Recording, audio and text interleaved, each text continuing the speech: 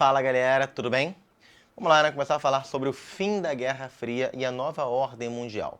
Então, Guilherme, como assim fim da Guerra Fria e nova ordem mundial?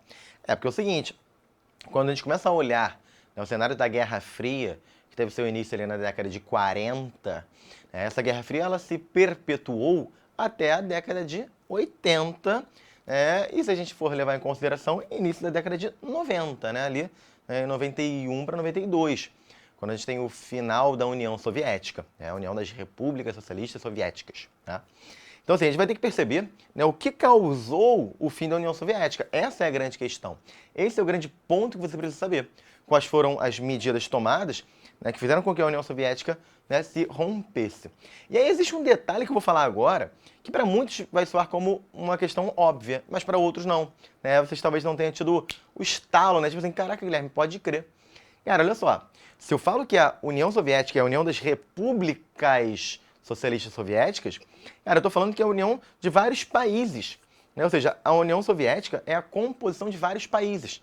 Só que em muitos momentos, esses países que estão em comum acordo, eles não estão dialogando mais como deveriam. Ou seja, são praticamente 40 anos onde esses países estão em um único bloco, mas que em muitos momentos desses 40 anos eles entraram em desacordo, tiveram alguns problemas políticos, problemas econômicos, tá? Então a gente vai ter que perceber o que aconteceu para que a União Soviética tenha chegado ao fim, beleza? Então botei aqui, ó, do nosso ladinho, alguns pontos de contexto, né, para a gente entender o que estava acontecendo. Então, primeiro, uma economia em crise na União Soviética, tá? Você vai ter uma economia em crise, principalmente associado a um grande investimento no setor bélico. Mas, Guilherme, qual é o problema de investir no setor bélico? Olha, porque é o seguinte, a gente lembra que a Guerra Fria, nós temos ali conflitos indiretos, mas a União Soviética em si, ela não chega, às vias de fato com os Estados Unidos. Então, produziu-se muita arma, mas essas armas não foram utilizadas. Então, gastou-se muito dinheiro, de certa forma, à toa. É claro que não é à toa, porque dentro do contexto da Guerra Fria, se fazia necessário investir no setor bélico como um discurso ali de autopreservação. Ou seja, Estados Unidos fez isso, União Soviética também fez isso. Tá? Outro ponto, um alto gasto no setor espacial. Lembra que quando a gente fala sobre Guerra Fria, a gente fala sobre corrida, né? Corrida espacial, corrida armamentista, corrida tecnológica. E a corrida espacial é algo muito caro. Percebam que o próprio Estados Unidos já cortou o gasto várias vezes, em vários momentos, até hoje, no setor espacial, porque é um setor muito caro.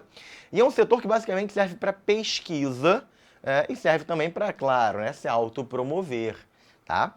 Então, naquele contexto ali de Guerra Fria, precisava investir no setor espacial para mostrar que, tecnologicamente, a União Soviética seria superior aos Estados Unidos. E em muitos momentos foi, de fato. Por exemplo, o primeiro homem, o primeiro cosmonauta a ir para o espaço foi soviético, o Yuri Gagarin. Então, assim, em muitos momentos, essa disputa ela teve um benefício para a União Soviética. Mas com o passar dos anos, como os Estados Unidos colocou o primeiro homem na Lua, a União Soviética investiu muito e gastou muito dinheiro, mas o retorno que era esperado não foi alcançado.